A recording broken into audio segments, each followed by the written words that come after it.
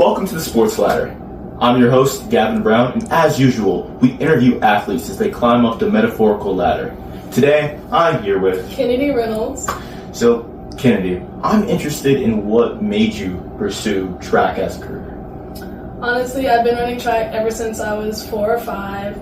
It's basically ran in the family, quite literally, with my mom, my uncle, my cousins, my aunts. Everyone's ran track. So once it finally clicked for me in 9th grade, finding kind of my soul event, the event that really was the best for me in hurdles, it was just second nature from there, and I really wanted to pursue it further. Who do you feel like is your biggest influence in the track world? I'm just going to say, I'm a big Noah Lyles fan. His confidence is infectious. What about you? I'm a big Cindy McLaughlin fan. Her debut in 2016 when she was first in the Olympics, that's kind of what made me think, ooh, maybe I should try hurdles, but obviously it didn't happen until quite later, my freshman year. But she's been someone I've kind of always watched, and she was the main athlete that got me into even watching track and field altogether. Okay. How did your history in high school affect your choice as far as colleges and what you want to specialize in? My high school career was really determined by my love and my connection with my coaches, and that was really something that dictated where I went college-wise. Kind of the connections I grew with both the team and the coaches, and where I felt comfortable and where I felt like those coaches and those relationships would help me thrive the most is where I ended up choosing. Okay, what is the biggest lesson that you had to learn during high school, and how has that lesson prepared you for college? The biggest lesson that I have learned is probably the obstacles are always going to be there, quite literally with the race I ended up choosing with hurdles. And that race kind of teaches you to always get back up, no matter how many times you fall, quite literally and figuratively. It's just kind of trying to hurdle every obstacle, trying to get over every obstacle, go through every obstacle, just keep pushing, keep going to the finish line. How did your training routine train from when you initially started track to now? When I initially started track, I was a distance runner. I didn't have a turnover to save my life. I had no speed. So going from a distance runner to a hurdler and a sprinter was very different. I had a lot shorter distance in practices, more speed endurance as opposed to distance endurance, and it was just a real change that I had to work on mentally and physically, and that I am excited to continue working on in the future. Okay. What college did you end up choosing, and what excites you about their program? I ended up going with the College of William & Mary on my shirt right here. And what really excited me about going there was just the connections I had with the team and the coaches on my initial visit, the promises and the opening for success and for breakthroughs, just because as a high schooler I didn't do things like lift, I didn't do a lot of things that would help me. Not because I couldn't do it, just because it wasn't really something I did at that time. So I'm excited to kind of break through those new barriers with all those new opportunities with that team. Okay, and you know, big in all sports. Okay, you got basketball. Trash talk is a big thing. So, do you feel like that's a part of your game, and can I give you some suggestions? Oddly enough, hurdles is not one of the track events that trash talks. If I were a 100-meter runner or something like that, maybe that happens there. But in hurdles, we got more beef with the things we got to hop over than each other. So the trash talk doesn't really help us very much. Okay, what if you're running? Okay, after you do the hurdle, you're going to be like, I'm just going to stop running. But then you say psych and you keep running. I'll try it out next time. See, that's a good strategy. What is something you could, like a motivational quote that you can give to younger athletes as you've learned over these many years?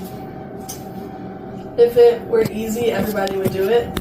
It's something that I've been saying that my parents have instilled in me since I did start track at 4 or 5, just those really hard practices, those Monday workouts that make you want to lay out on the track and not do it anymore. If track were easy, everyone would be doing it, and you want what you're doing to be hard, because the harder you work at it, the more you're going to get success out of it. Okay.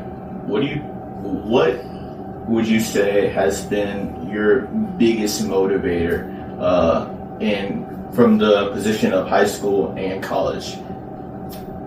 My biggest motivator in success and everything has pretty much been making everything my family has done for me worth it. With my grandparents, my parents, my brother, my mom, my dad, just making sure everything they've sacrificed for me is worth it is motivation enough to always try my best and always just to do the very best I can to be in the best position I can be in. Okay. How do you balance academics and your track? Just remembering the order of the two words student athlete. Just remembering that student comes before athlete and my grades come before my sport, because without my grades I wouldn't be in the situations and everything to pursue my sport at certain places. So you just got to remember to keep that first, because your academics will carry you further than your sport will. Okay. From the beginning of your track career, what athlete would you have compared your game to, whether that be track or any type, to the athlete that you compare your game to now? When I was younger, honestly, I was kind of in like a really rough spot with track, but it was kind of more of a who I wanted to be. I kind of wanted to be, I don't know, I just kind of wanted to be anyone else successful. Honestly, the athlete I wanted to be was my brother. Mm-hmm. He was kind of like the big man in track and field and everything, so I wanted to be like him. But as I got older, I kind of see myself as more, I want to be like Cindy McLaughlin. Obviously, she's the world champion, the world record holder in the 400 hurdles, and the way she kind of carries herself with God and how she looks when she runs and everything like that is someone you want to be when you're running the hurdles. So she's probably who I'd want to be now. Okay, some people have compared me to like the Kobe Bryant, Michael Jordan of the journalism world. I didn't ask for it, but it just kind of happened. So knock that off, guys. So to end it off, as you are going to college, what is something that you will keep in mind throughout the rest of your life or the rest of your track career? Keeping God and my family first is something, because I always pray before every race. That's something I've done since I was young. Kind of just remembering everything that my parents have instilled in me is going to be something that I carry throughout my whole college career. That has been something that's been from since I was a little girl to now, and I still want to carry going forward. Okay, well. Okay, so if you had to give yourself a nickname for track, what would it be? And I can throw out some suggestions. You might have to do that. Okay. We have Speed Demon, Road Runner, okay, Hercules, because Hercules could jump, Superman, because like when you jump over the hurdles, you're kind of like flying. They can't catch you. I might let you do Road Runner. Roadrunners. I'm fine with Road Runner. Okay, so thank you, Kennedy, for joining us. You are the first female athlete on the sports ladder. I'm honored, and thank you for having me. Yes, diversity. So thank you for joining us. I'm excited to see what you're going to do in the future, and thank you for watching the sports ladder.